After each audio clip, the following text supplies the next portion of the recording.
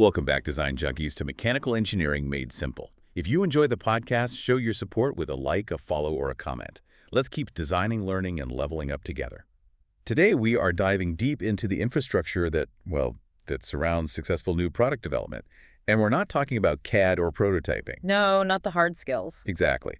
We're tackling the key organizational, informational, and strategic factors, the non-technical hurdles that engineers, have to navigate to get a great idea from the lab bench to an actual commercial success. It really is the silent killer of innovation. Yeah. For engineers who pour all their energy into technical elegance, into optimizing a curve or improving a material property, it's just intensely frustrating when a project stalls. Or just guys. Or dies, yeah, because of some intangible issue. Right. A lack of resource commitment or, shifting political winds inside the company. That's why our mission today is to explore those soft tools. The difference between a really exciting R&D project and a massive commercial win. It often lies entirely in the culture, the commitment, and a deep structured understanding of the customer's world. Absolutely. We need to figure out how successful organizations manage that messy, often overlooked starting point, the fuzzy front end of innovation. And getting that front end right is, well, it's everything. Because if the environment isn't supportive, innovation just starves. If innovators feel that there's, no way to get the resources to validate their ideas, or if they just lack that fundamental trust in senior management support, good ideas get filed away. And they die on the vine. So the signal that innovation matters has to be loud and clear, and it has to come from the very top.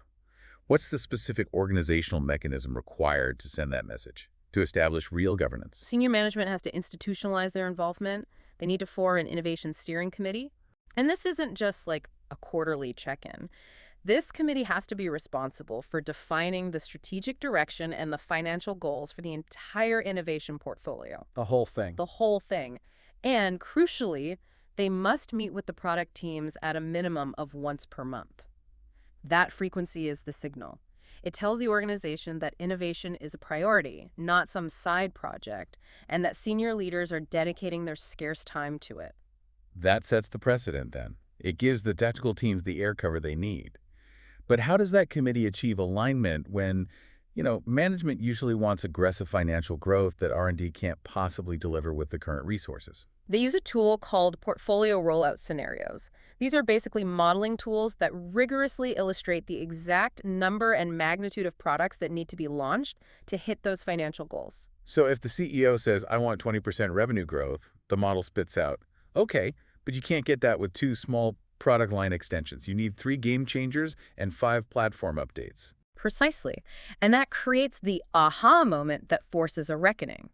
The scenarios show, in black and white, that the company's current budget, their risk tolerance, their resource allocation, it's all completely disconnected from their desired financial future. So it forces that conversation. It forces it. It Yeah. shows that drastic changes in process and scope and commitment are required.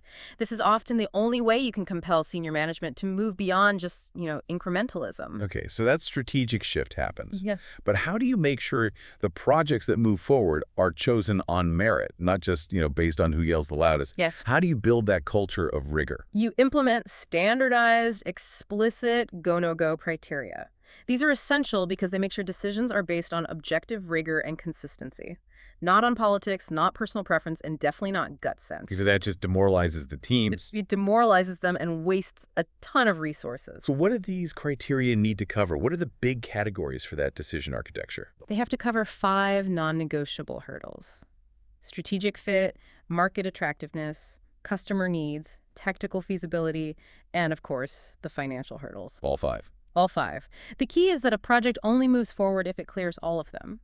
It has to be strategically sound and financially viable and meet a real customer need. If it fails just one category, the process stops. It doesn't matter how cool the technology is. That system sounds perfect for vetting known opportunities. But what happens when we introduce truly revolutionary tech? The radical projects where uncertainty just skyrockets. How do those criteria hold up? They change dramatically because you're not just dealing with technical risk anymore. Yeah. Major innovation projects face four distinct categories of uncertainty. We always expect high levels of technical uncertainty and market uncertainty. Right. Can we build it and will anyone buy it? Exactly. But there are also high levels of resource uncertainty and organization uncertainty. Who's going to fund the next stage? And critically, which operating unit is going to own this high-risk project once R&D says it's done? And this sounds like the dreaded transition management gap. So if a system like StageGate works for the small, incremental changes, where do these big, uncertain projects fall through the cracks? They fall into a vacuum. A radical project, even when it's technically complete, still carries extremely high market and organizational uncertainty. The operating business unit, which is driven by short-term profit, by sales pressures, they can't easily absorb a project where the market is underdeveloped and the sales forecasts are, well, basically speculation. So it's in this dangerous middle ground that nobody owns. Nobody owns it, and so promising projects just drop off the radar. So if you've developed a revolutionary technology but the market isn't ready for it, you can't just wait. You have to force the issue yourself. And that brings us to a really remarkable example of this, the digital micromirror device. Right. Texas Instruments developed the DMD chip, a tiny, revolutionary semiconductor-based display for high-definition projectors. They solved these immense technical challenges, but then they just hit a wall of market uncertainty. The projector assemblers were too nervous. Totally risk-averse. They wouldn't commit to new designs because TI couldn't prove that sufficient end-user demand actually existed yet. But wouldn't building the whole engine dilute TI's focus?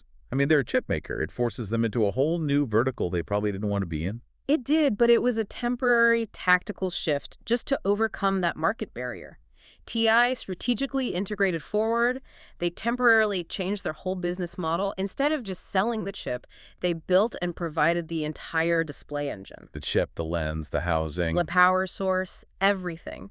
They gave assemblers a complete, ready-to-use solution, and that accelerated market development and generated the demand. And once the market was there. Once the market was established and others saw the opportunity, TI systematically unbundled the innovation and went right back to selling just the core DMD chip. It was a calculated move designed purely to kill that market uncertainty. That kind of strategic flexibility seems essential for radical success. But before you can even define the tech or the business model, you have to know what the customer actually needs, not just what they say they need. Which brings us to the voice of the customer dilemma. The dilemma is that conventional market research, I'm talking surveys, simple focus groups, it usually only captures surface-level stuff, gripes, or asking customers to comment on what already exists.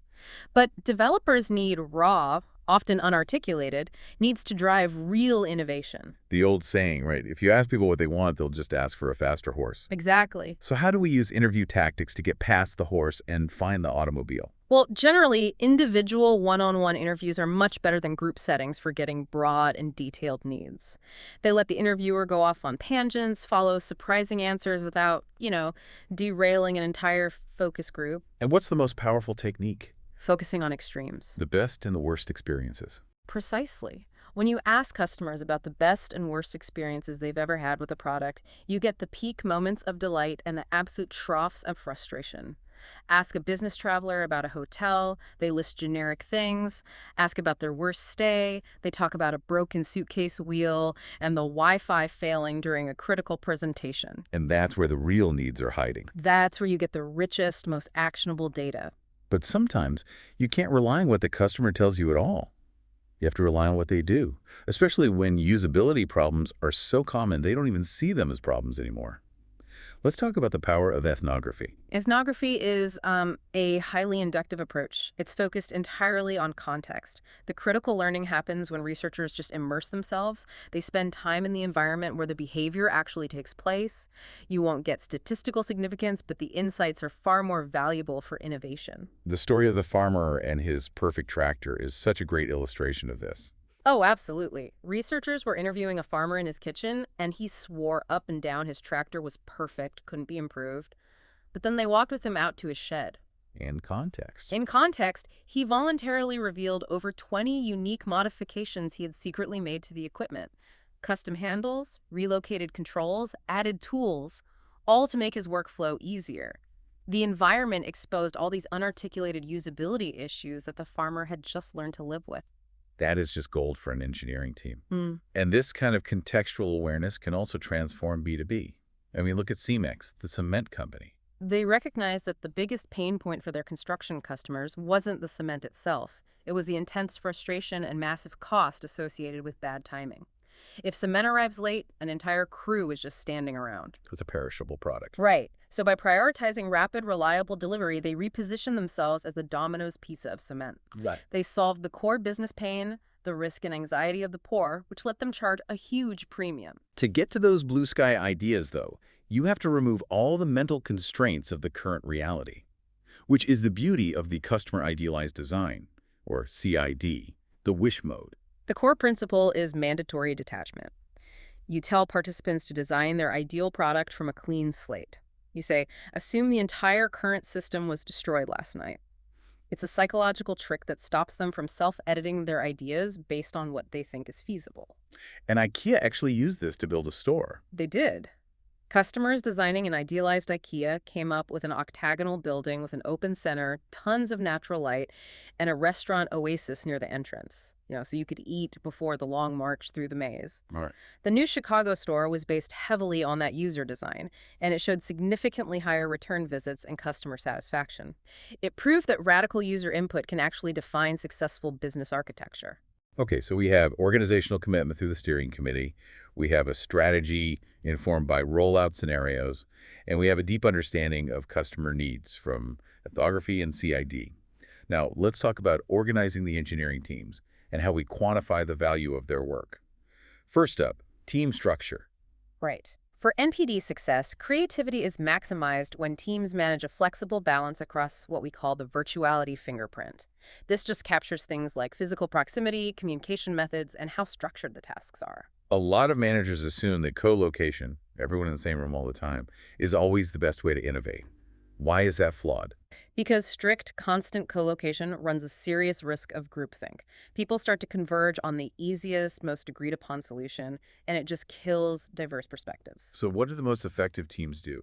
They use co-location strategically. They get together physically for the complex, multidisciplinary decisions, like a critical design review.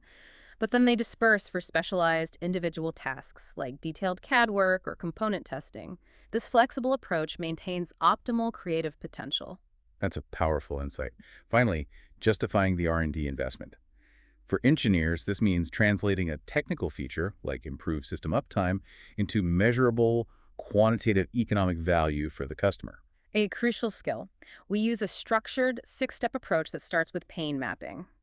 We find the customer's business difficulty through deep interviews and then trace it back through their operational process.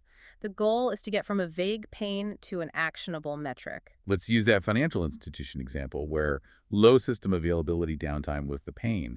That's a technical spec that directly hits the bottom line. Exactly. That technical failure, point low availability, translated directly into two massive business pains: lost sales and customer defection. So we then quantify the value of fixing that technical flaw using their own operational metrics. Okay, so when you're calculating the value of increased sales from better uptime, how do you structure that without it sounding like a complex algebra problem? You just map the operational flow to the money. It's a function of core variables. You look at the average number of trades per minute times the securities to a trade times the trading days per year times the average price times the difference in system availability, the old versus the new, and then times the fee rate. So it draws a clear, undeniable line.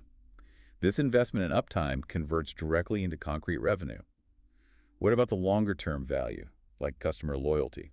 The value of customer loyalty is driven by three core metrics: the total number of customers, multiplied by the average lifetime value of a customer, multiplied by the customer defection rate. If you can reduce that defection rate by even a fraction of a percent by improving reliability, the value proposition for the R&D becomes massive. It can just dwarf the initial development cost. This really shows that an engineer's technical success hinges entirely on these other tools aligning strategy, finding latent needs, and proving the economic value. NPD success requires engineers to be organizational navigators. You have to align your tech with the strategy via steering committees. You have to understand latent needs through ethnography. You need to manage flexible teams. And you have to translate every feature into measurable, quantitative value for the customer. That is a masterclass in the infrastructure of innovation. Before we wrap, you shared a fascinating anecdote about a project that was a technical failure in one context, but a huge success in another. Yes, it's a powerful lesson. A team created this highly promising erasable ink for whiteboards. But during the final safety evaluation, the formulation was found to be highly toxic. For a whiteboard pen, that is a commercial failure. And if that team was working in a silo, the project would have been killed and the investment written off. Absolutely would have been. But because the organization required a periodic independent technology summit, a committee dedicated to reviewing existing tech, the chemical composition was reviewed by people from outside the pen division. And they saw a different application. The summit suggested transferring the toxic chemical formulation to the pesticide division. In that new context, the toxicity was a feature, not a bug. It quickly became a profitable component of a new product. So the final thought for you to chew on is this. The value of your innovation is often determined not by your original design brief, but by the organizational structures that are in place to recognize its potential in a completely different context. Look beyond your immediate goal. Your next success might be a technology that someone else labeled a failure,